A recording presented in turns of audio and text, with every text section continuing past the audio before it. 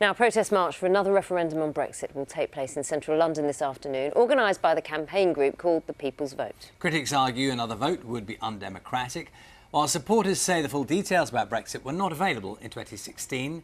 Joining us now, Richard Tice, who's co-founder of Leave Means Leave. That's a cross-party group campaigning for a swift exit from the EU. Thank you very much for your time this morning, Mr. Tice. Morning to you. First of all, what is your take on a significant number of people marching with a clear message?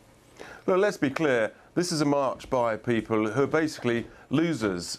They lost the vote in 2016. They then lost again in 2017. And these people, whether it's 50,000 or 100,000 people, they think they know more than the 17.4 million people who voted to take back of our laws, trade and borders.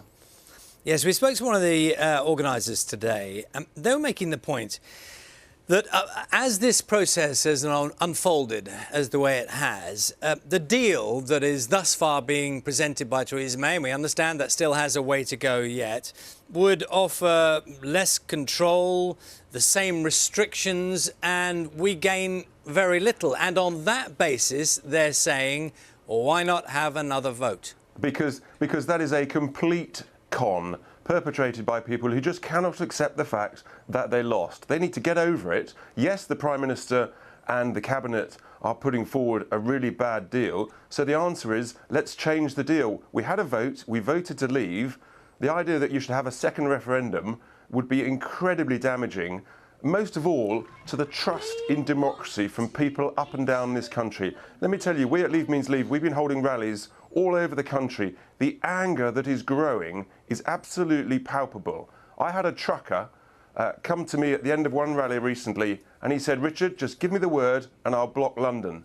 You know, people need to be under no illusions as to how people feel about what is a significant potential for a total betrayal of democracy in this country. Yes, and that clearly there is a lot of anger in that respect.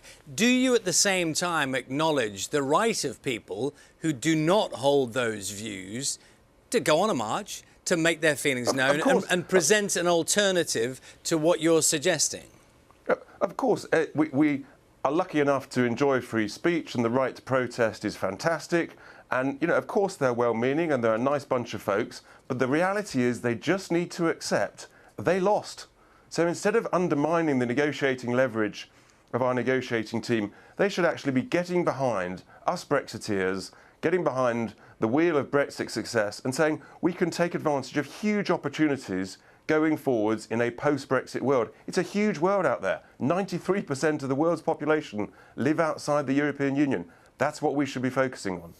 In a curious way, as I'm sort of understanding some of the messages from some of those people involved in this march, there is some crossover with your own position, which the crossover being the frustration in what's happening by way of the negotiations. Because whichever way you voted, I think a lot of people are saying it's not being delivered the way we thought it would, either from your side or indeed from those who wanted to remain in the first place, who object to the whole process. The extraordinary thing is, the only people who are clinging on to this desperately appalling Chequers proposal is those in number 10 and the Cabinet. Everyone else knows that actually it's the worst of all worlds. And just this week, the Prime Minister seems to sort of just gaily potentially throw away an extra £20 billion if we have an additional transition period. That's as much as she's proposing to additionally invest in the NHS. And she treats it like a round of drinks. It's absolutely appalling.